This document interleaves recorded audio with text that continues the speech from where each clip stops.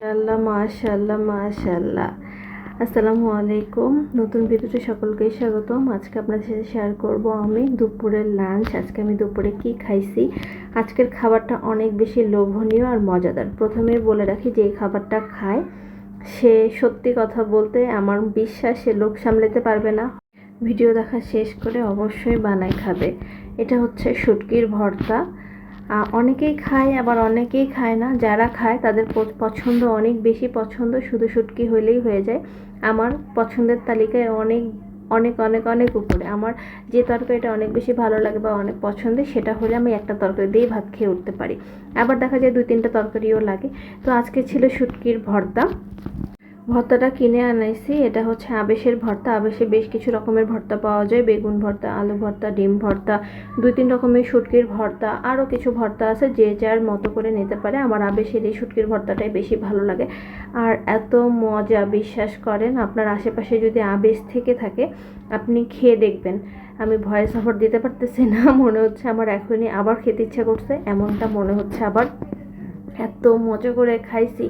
এই যে একটু করে ভর্তা নিতে হবে, ভাতটা একটু করে ভালো মতো মাখাইতে হবে ভর্তা দিয়ে। ভর্তার পরিমাণটা একটু বেশি থাকবে ভাতের সাথে, ভাতটা একটু কম থাকবে। তো ভালো করে মাখায় মুখে দিতে হবে। আলহামদুলিল্লাহ, আল্লাহর নিয়ামত।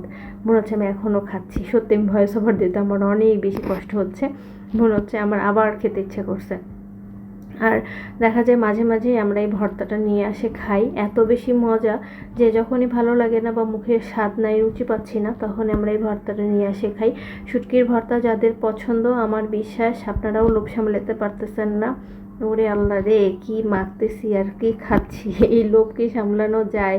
আমি তো মোটামুটি আমি ভাত অল্পই খাই, কিন্তু ওই দিন আমি আবার একটু বাড়তি ভাতও নিছিলাম। ভর্তাটা এইভাবে নিতে হবে। ভাতটা একটু ভর্তার সাথে, সব ভাতের সাথে কিন্তু ভর্তা লাগবে। যতটুকু ভাত আমি মুখে দেবো, এই যে ভর্তাটা ভালো করে মাখাইতে হবে, নিয়ে মুখে দিতে হবে। আল্লাহর নিয়ামত। আলহামদুলিল্লাহ আলহামদুলিল্লাহ আলহামদুলিল্লাহ।